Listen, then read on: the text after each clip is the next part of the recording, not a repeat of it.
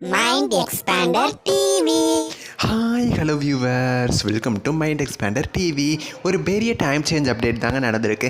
ஆக்சுவலாக இது வந்து சேனல்கிட்ட இருந்து அஃபிஷியலாக கிடச்ச இன்ஃபர்மேஷன் அப்படின்னு சொல்கிறதோட ஒரு குட்டி அன்அஃபிஷியல் இன்ஃபர்மேஷன் அப்படின்னு சொல்லலாம். ஏன் அப்படின்னா அவங்க வந்து அஃபிஷியலாக ப்ரொமோ வந்து ரிலீஸ் பண்ணலை, பட் அவங்க வந்து அன்எக்ஸ்பெக்டடாக வந்து இந்த மாதிரி மென்ஷன் பண்ணியிருக்காங்க. ஸோ அந்த மென்ஷன் பண்ணி வச்சதை பார்த்து ஒரு வேளை டைம் சேஞ்சஸ் நடந்திருக்குமோ அப்படிங்கிற மாதிரி தாங்க தெரியுது.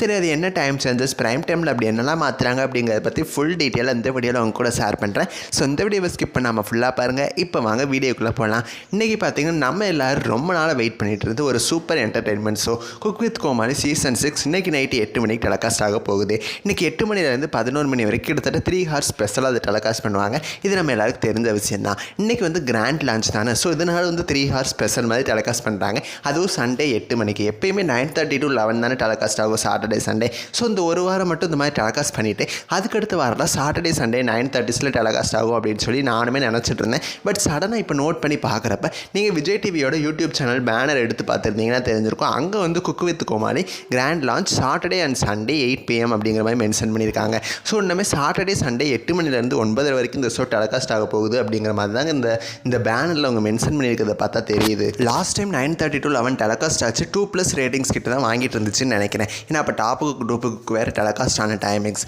ஸோ 9:30 டெலகாஸ்ட் ஆகிறதுனால டிஆர்பி கம்மியாக பிடிக்குது. ஆல்சோ ஒவ்வொரு சண்டேவுமே 8 மணிலேருந்து 9 வரைக்கும் அண்டாகாக்கசம் ஷோ தான் டெலகாஸ்ட் ஆகுது. அந்த ஷோவோட டிஆர்பி 2+ தான் வாங்கிட்டு இருக்குது. இது ரொம்ப கம்மி தான் ப்ரைம் டைமில். ஸோ இதனால் குக் வித் கோமாளி 8 மணிலேருந்து 9 வரைக்கும் சாட்டர்டே சண்டே டெலகாஸ்ட் பண்ணால் 8 மணி ஸ்லாட்டில் நல்ல டிஆர்பி வாங்கிடலாம் அப்படிங்கிற ஐடியாவில் விஜய் டிவி இந்த மாதிரி மாற்றுறாங்களா அப்படின்னு எனக்கு ஒரு டவுட் இருக்குது. ஸோ அண்டாகாக்கசம் ஷோ அப்போ என்ன ஆகும் அப்படின்னு சொல்லி உங்களுக்குமே டவுட் இருக்கும். எனக்கு தெரிஞ்ச அண்டாகாக்கசத்தை ஒவ்வொரு சண்டேவும் 9:30 to 11 டெலகாஸ்ட் ஆகிறதுக்குமே சான்சஸ் இருக்குது. ஸோ அப்படி பார்த்தா இனிமேல் சாட்டர்டே 9 வரைக்கும் சின்ன மருமகள் சீரியலும் சிந்து பேரவி சீரியலும் டெலகாஸ்ட் ஆக வேண்டியது இருக்கும். சாட்டர்டே டெலகாஸ்ட் ஆகிற பாண்டியன் ஸ்டோர்ஸ், ஐயனார் துணை, சிறகடிக்க ஆசை இந்த 3 சீரியலுமே டெலகாஸ்ட் ஆகாமல் இருக்கிறதுக்கும் சான்சஸ் இருக்குது. ஸோ இந்த மாதிரி பண்ணால் அந்த சீரியல்ஸோட டிஆர்பியும் குறையிறதுக்கு சான்சஸ் இருக்குது. பார்க்கலாம், விஜய் டிவி இந்த மாதிரி மென்ஷன் பண்ணியிருக்காங்க.